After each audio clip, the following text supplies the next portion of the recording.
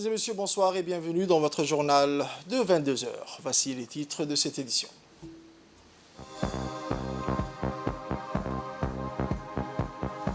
Dans le Nouvelle National, une cérémonie de clôture de formation entre Djibouti et les États-Unis d'Amérique.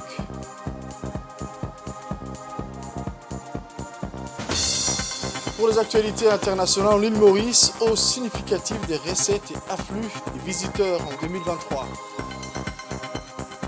C'était les titres, mesdames et messieurs. Le journal au complet à présent. Le président de la République, son Excellence M. Ismaël Omar Guelleh, s'est entretenu avant-hier soir au téléphone avec le secrétaire d'État américain à la Défense, M. Lloyd Austin.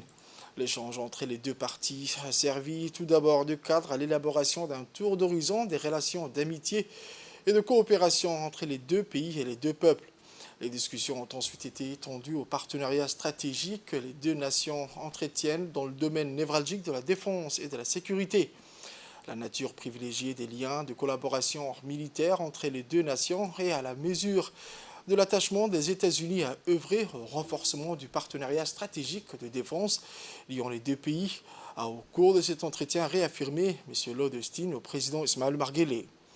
Il saisit également l'occasion de cet échange téléphonique pour relayer les remerciements officiels des États-Unis au président et au peuple de Djibouti pour l'appui apporté à la nation américaine en avril dernier dans le cadre des opérations d'évacuation des ressortissants américains pris dans l'étau de la guerre au Soudan. Et pour saluer le précieux concours de la République de Djibouti aux États-Unis d'Amérique et à la communauté internationale dans les efforts visant à accroître le niveau de sécurisation, de stabilisation et de pacification de cette partie du monde. Grand format de ce journal, la première phase de construction du projet de 440 logements au nord de PK13 sur les 1000 logements initialement prévus a été menée à son terme et en mesure ainsi d'accueillir les futurs propriétaires. Voici un grand format sur la réalisation de la première opération des 440 appartements par le ministère de la Ville, de l'Habitat et de l'Urbanisme à travers l'Agence de réhabilitation urbaine et de logement social et avec la participation financière du Fonds ARA pour le développement économique et social. Voici le reportage.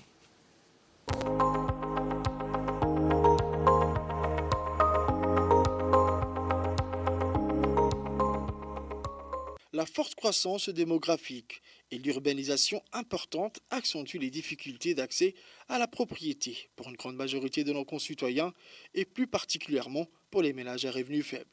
Le gouvernement s'efforce par conséquent non seulement d'augmenter l'offre de logements et des parcelles viabilisées pour chaque catégorie de la population en fonction de leurs revenus. À cet effet, à l'initiative et sous l'égide directe du chef de l'État, son Excellence M. Ismaël Omar Guelleh, le gouvernement a placé le développement des logements sociaux au cœur de ses priorités. Le ministère de la Ville, de l'Habitat et de l'Urbanisme, à travers l'Agence de réhabilitation urbaine et de logement social, connue dans son acronyme ARILOS, a réalisé une première opération de 440 appartements sur un programme de construction de 1000 appartements avec la participation financière du Fonds arabe pour le développement économique et social.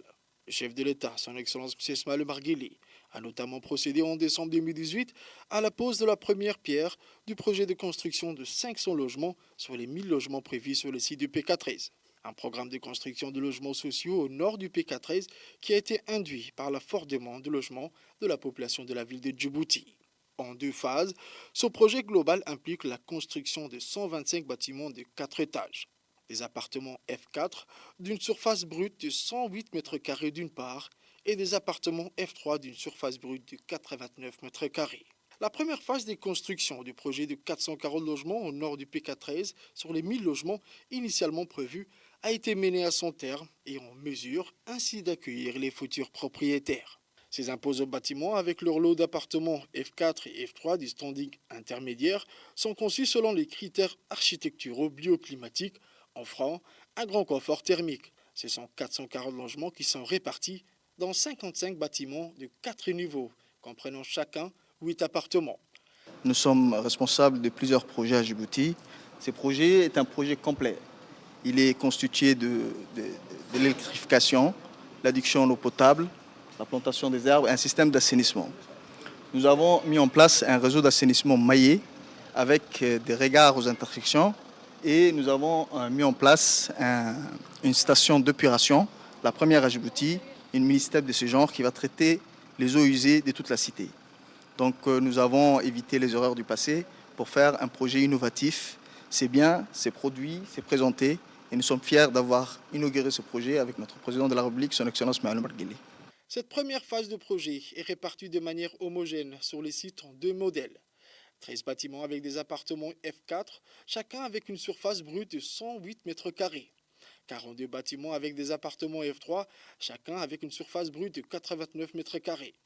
Des infrastructures publiques sont également prévues dans un terrain sportif tel que le basketball ou le football, mais aussi des aires de jeu pour les enfants. À cela s'ajoute une station de traitement positionnée sur le rive nord de l'Oued, une station d'épuration d'eau usée, une première à Djibouti, pour un cheminement gravitaire des eaux usées vers la station et un rejet des eaux traitées. L'eau traitée est prévue d'être réutilisée pour l'irrigation d'un aménagement paysager de la nouvelle cité, un bassin de stockage des eaux traitées couplé à un système d'irrigation type goutte à goutte qui permettra à l'arrosage des arbres plantés le long des voies de la cité. Bordé au sud par le chantier de construction de 840 appartements et au nord par la cité de 540 logements attribués depuis quelques années à des centaines de ménages djiboutiens.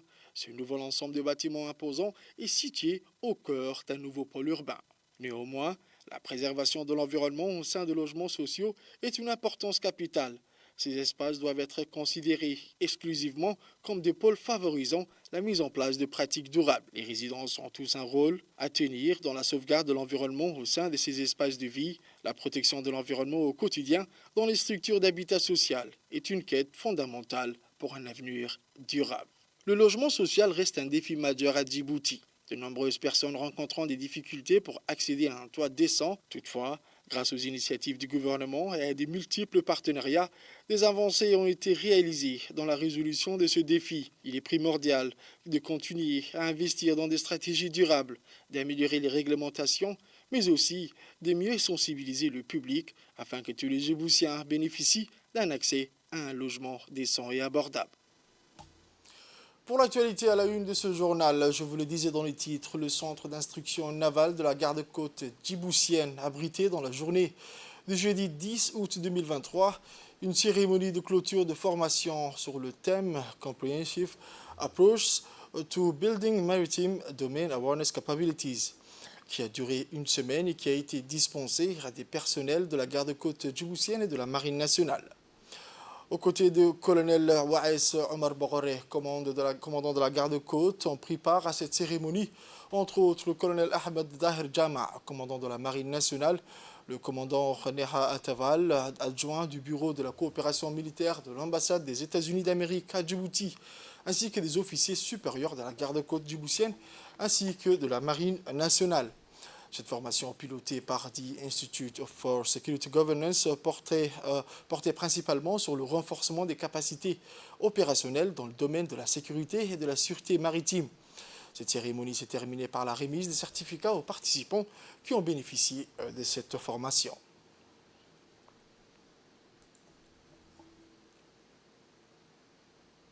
On écoute à présent les discours prononcés à cette occasion du commandant Neha Ataval, adjoint du bureau de la coopération militaire de l'ambassade des États-Unis d'Amérique à Djibouti. Première chose, merci beaucoup aux gardes-côtes pour l'espace, mais merci pour leur hospitalité. Cette semaine, pour les étudiants, vous avez pris des sujets très importants pour comprendre des règles maritimes, mais le plus important est comment utiliser tous les sujets dans votre travail. Au nom de l'ambassade, du département de la Défense et l'Agence de coopération pour la sécurité de la Défense, merci à nos instructeurs pour l'instruction, bien sûr. Et enfin, félicitations aux étudiants pour votre coopération, bon travail et je vous souhaite un bon week-end. Merci beaucoup. Dans son allocution, le colonel Waes Omar Bogore, commandant de la garde-côte djiboutienne, est revenu sur les liens étroits de coopération et de collaboration entre l'institution et ses partenaires américains, notamment dans le domaine de la formation.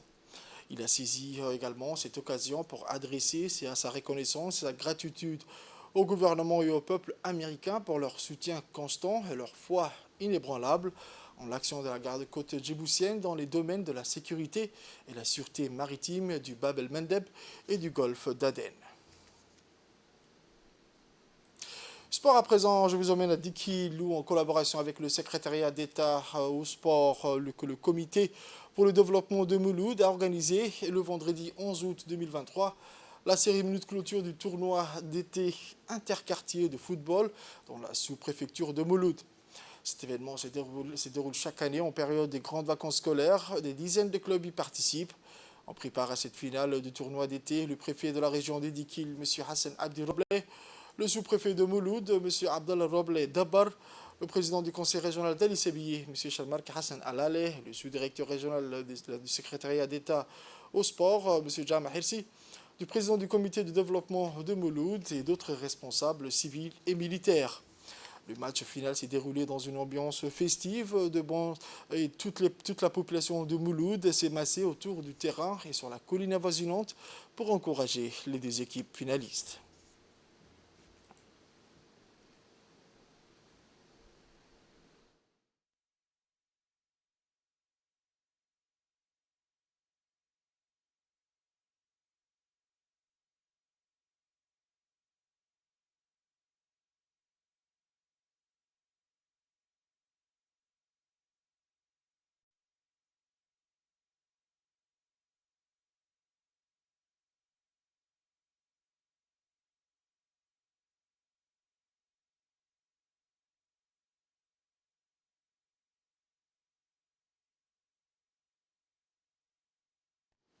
On écoute à présent la réaction du préfet de la région de l'unité et la région du Dikil. Voici ses propos. Co-organisé par les comités de développement de Mouloud et le secrétariat d'État au sport.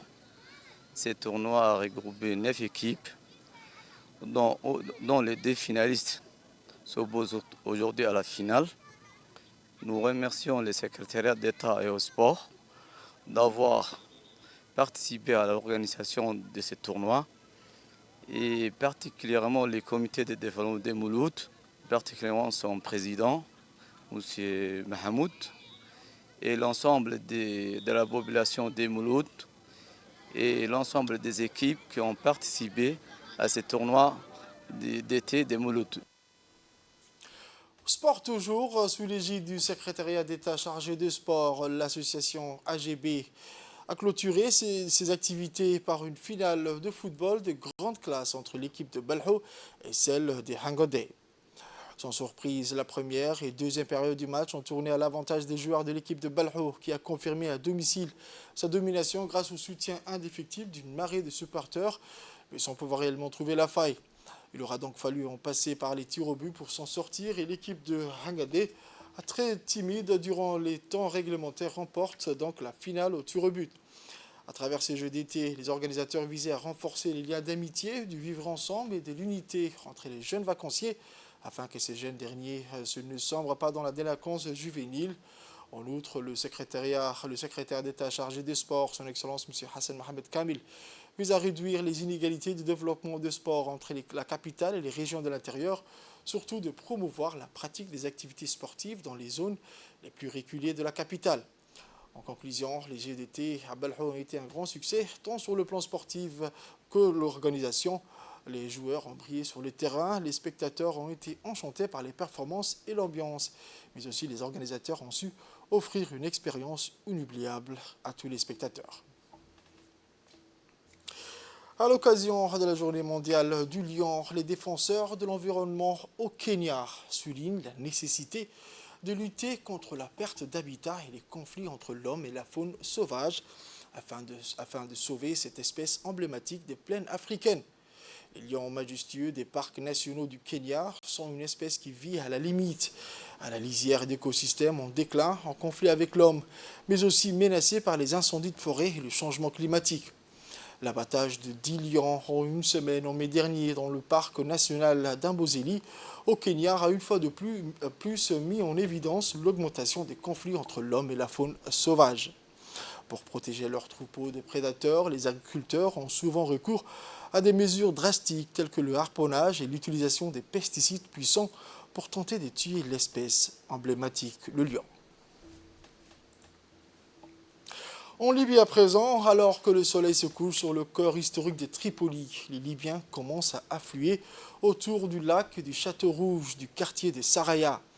Ce soir-là et durant tout l'été, ils vont pouvoir s'amuser et se cultiver au gré des animations du festival de l'été proposé par la municipalité. Grâce à ce festival, l'administration locale entend faire revivre la vieille ville de Tripoli. Les quartiers délaissés de la ville ont été investis par des architectes, historiens, artisans et artistes, bien décidés à faire renaître la culture dans le cœur des habitants. Fondée par les Phéniciens, la Médina de Tripoli a connu l'influence de plusieurs civilisations. Au fil des années, seules les parties de l'est de la ville où se situe la citadelle, convertie en musée, ont résisté à l'épreuve du temps.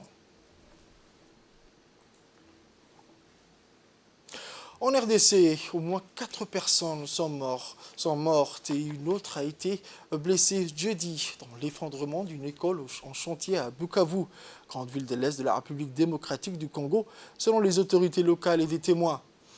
Le complexe scolaire Oméga à la Merveille s'est effondré, provoquant la mort d'au moins 4 personnes, dont le directeur de l'école primaire, un conseiller pédagogique et un enseignant, précisent les habitants, le Patience Bengaya.